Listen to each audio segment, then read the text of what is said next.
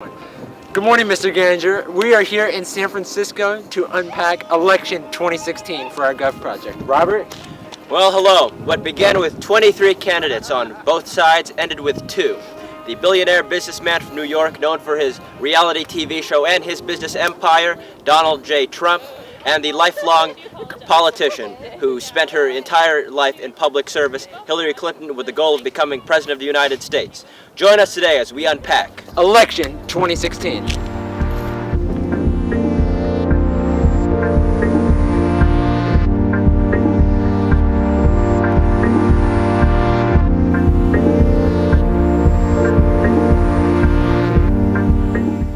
It all started off with 16 presidential hopeful candidates that ended up coming down to 5. Donald Trump, Ted Cruz, John Kasich, Marco Rubio, and Jeb Bush. Jeb Bush and Marco Rubio, being the top contenders, ended up dropping out the first. Donald Trump and John Kasich and Ted Cruz were the final 3. John Kasich stayed in Ohio to try to take the votes away from Donald Trump, which almost worked.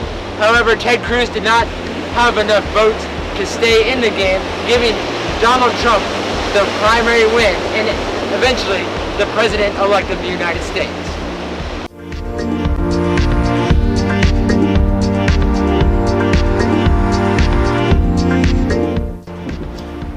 And now for the Democrats. From the beginning, it seemed as if Hillary Clinton was the inevitable nominee of the Democratic Party for this year, but it wouldn't be an easy path. Much like 2008, she had a populist insurgent as her rival. Instead of Barack Obama, this time it was Senator Bernie Sanders of Vermont, the Democratic Socialist senator from that small New England state. While Clinton eventually won, it was not an easy path for her. Sanders nearly won the nomination himself. Clinton narrowly won in Iowa, but was swept off in New Hampshire by a large margin.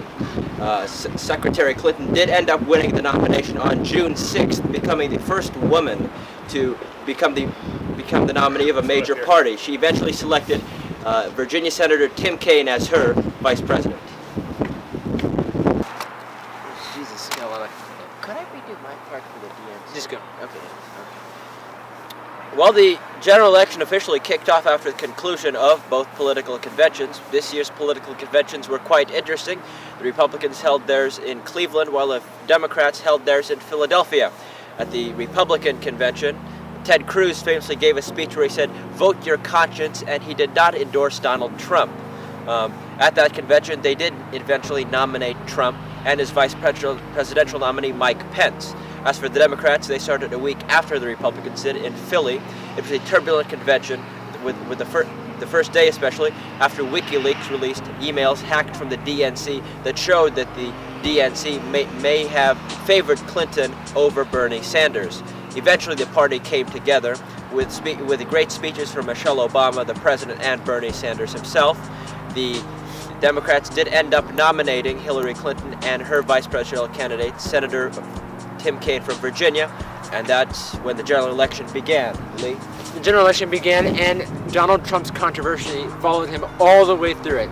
From his policy of walls, deporting Mexican immigrants, and putting Muslims on a watch list and a ban of Muslims.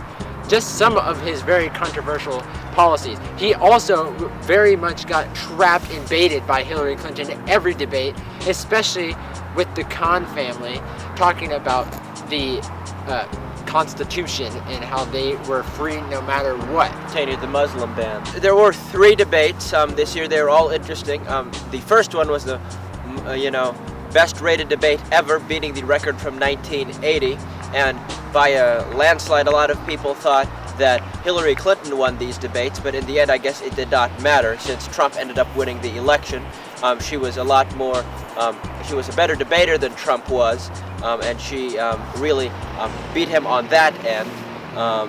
Though Trump had his controversies with the cons and picking fights with little people, such as the former Miss Universe contestant Alicia Machado, she also had problems, especially when she, at a high-dollar fundraiser in New York City, referred to half of Trump supporters as a basket of deplorables. That got her in a lot of hot water. And besides that, besides some slip-ups like that, Mrs. Clinton also was dogged by a lot of controversies herself, with a lack of trustworthiness, especially stemming from her use of a private email server while she was Secretary of State. The FBI did end up clearing her in July, but 11 days before the election in October, it was announced that the investigation was reopened into Clinton's emails, which they ended up clearing her again, though that's part of why she said she lost the election due to Comey's actions with that. There's another reason why she could have possibly have lost the president-elect, and that is because of the third-party candidate, Gary Johnson, splitting a vote almost, and because of that, Trump won the Electoral College, but by the end of all the votes counted in California and other states, Hillary Clinton will have won the popular vote. This is a very rare scenario, but it has happened this year. Both candidates were both highly unpopular with ratings that basically have not been seen before. And that's why these third-party candidates were so popular. Take Gary Johnson, the Libertarian. He served as the governor of New Mexico in the 90s. He was the most successful Libertarian candidate that party has ever run, garnering nearly 4 million votes so far. And also the liberal candidate, the ultra-liberal candidate, Jill Stein of the Green Party, also kind of took some of those disgruntled Bernie Sanders supporters with her too.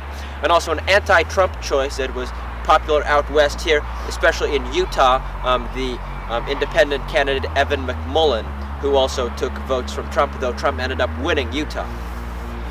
The Republicans this year, though, did have their largest electoral victory since the 1980s, Trump winning 305 electoral votes, and he did that by breaking through the Democrats' blue wall, winning Michigan, Pennsylvania, and Wisconsin, states the Republicans haven't won since the 1980s.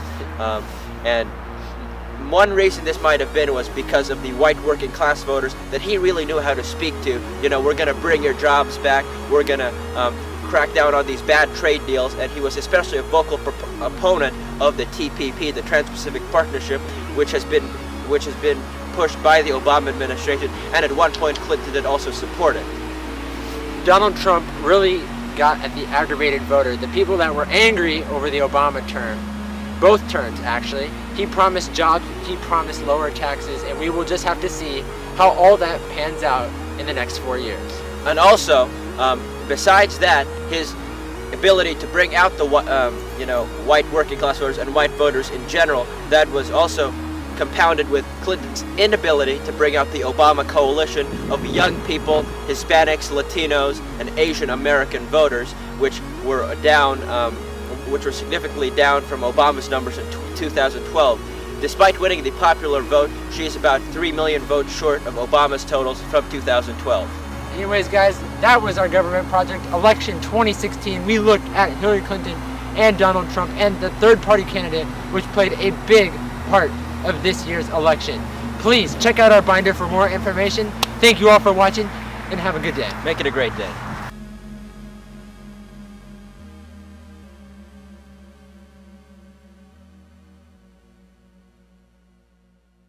After winning the Indiana primary in May. You guys have an opinion on Trump? All right, thank you. God bless you, and God bless America. Let's go.